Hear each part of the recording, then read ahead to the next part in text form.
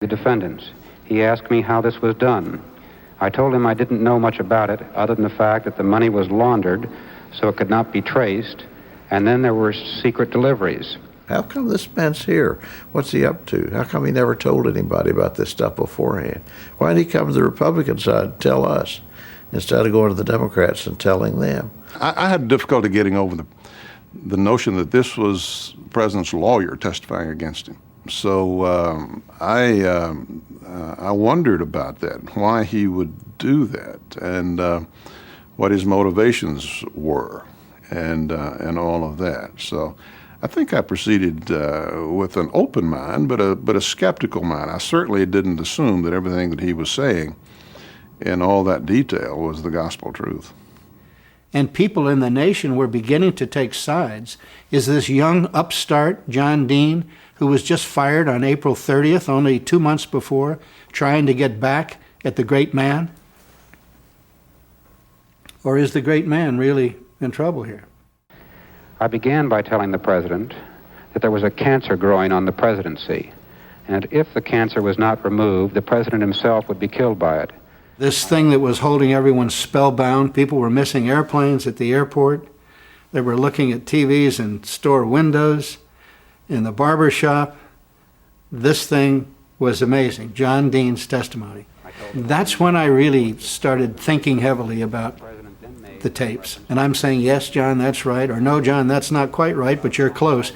And I thought to myself, there are those tapes there. It's a good thing that they're a secret.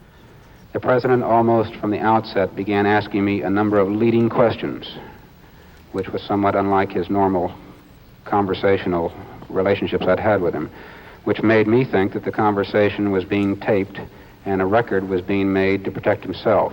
Now, Dean had told me that one of the meetings he had with the president, they were talking about paying off Mr. Hunt and Mr. Liddy to keep their mouths shut. And he said the president got up and walked over to a bookcase and whispered, "I guess we made a mistake paying off the burglars." And Dean said he asked himself, why is the president whispering in the book? And then he said to me, I thought maybe he was recording this conversation and didn't want that part to get on the tape. I said, tape? Recording?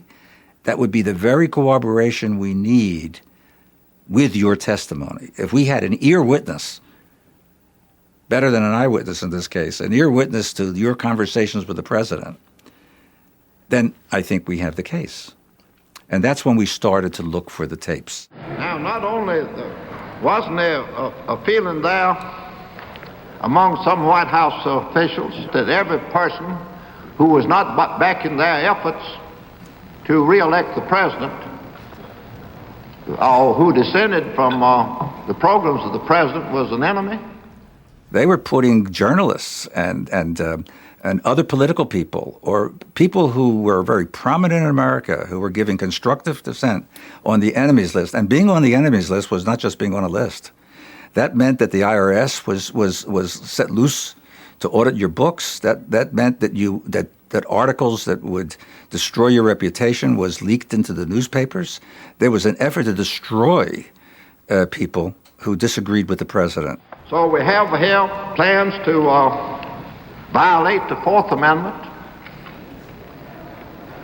which were approved by the president according to Mr. Haldeman. We have people being branded enemies whose mere offense is that they believed in enforcing the First Amendment as proclaimed by the Supreme Court of the United States just about a week ago. That is correct. Yes.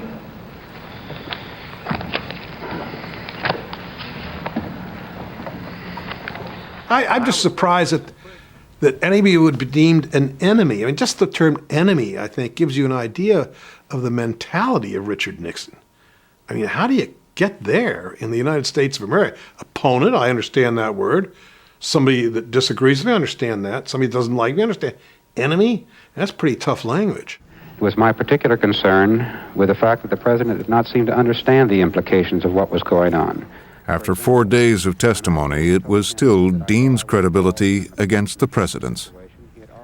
I think I'll ask Dean the focusing question, the framing question. What did the president know and when did he know it? Because after all, it's the president's involvement or lack of involvement that we're looking for. We need to know as best we can what he knew, and just as important, we need to know when he found out about it. It occurs to me that at this point, that the central question at this point is simply put, what did the president know and when did he know it? It was very clear to me when Howard Baker started asking these questions and repeatedly, what did the president know and when did he know it, that he was doing this sort of in a very friendly, jury-friendly way, if you will, where it didn't appear to be badgering me. But what he was really trying to do was press and push me to be much more specific in my recitation of facts. And you've got to remember, I'm a fellow that believes he's been taped. I don't know how many conversations. I know of one very clearly. Also know that memory is never perfect. And he's trying, which is effective for a cross-examination, to show the weakness of the witness, that these things aren't crystal clear. But I knew exactly what he was doing in trying to pin me down. He was protecting the White House. Mr. Dean, let me ask you a few questions about your actions after the Watergate incident.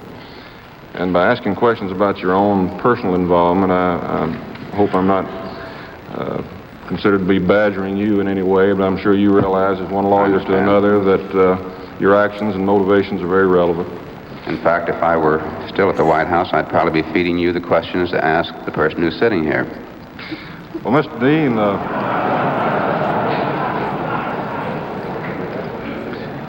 if I were here as I am, I would respond as I have responded, that I don't need any questions to be fed to me from anybody. Under tough questioning, Dean stuck to his key accusation, that the president was involved. And the response we got, certainly even as early as June, but in July when Dean had testified. Millions of letters and telegrams, literally tons of mail, arrived on Capitol Hill. The outpouring, letters to me, letters to the committee, letters and telegrams to the White House and to Congress. Sometimes whole families signed the letter. It's unusual, unprecedented that the people talk back to their government this way. Never had happened before. And then on July 30th, Bob Haldeman, Nixon's former chief of staff, was sworn in. He would be quizzed about the whole chain of misdeeds and abuses of power that Attorney General Mitchell had dubbed the White House horrors. I will cooperate fully with the appropriate judicial and legislative bodies involved in this case. One of those was the Houston Plan. Do you know why Mr. Hoover opposed the plan? I'm not sure. I don't recall whether these memoranda outline the nature of his objections or not. Over 3 days, Haldeman would testify he couldn't remember more than 100 times. I don't recall being so informed, but I don't recall any of the other 30 or 29 decision items that were apparently also covered in that memorandum. I don't recall a state of knowledge. I don't recall the conversation. I don't recall the testimony as being quite as you've described it. North Carolina demonstration. Senator Lowell Weicker read Haldeman a memo he'd been sent from an advance man setting up a campaign stop in North Carolina for the president and evangelist Billy Graham. Service I gather is that we will have demonstrators in Charlotte tomorrow. The number is running between 100 and 200. The advance man's gut reaction is between 150 and 200. They will be violent, with a penciled underlining of violent. They will have extremely obscene signs, underlining obscene.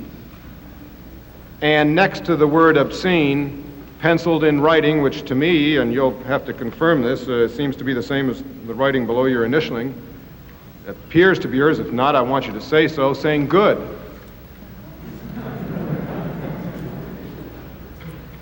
Is that your writing there where it says good? I believe it is, yes, sir.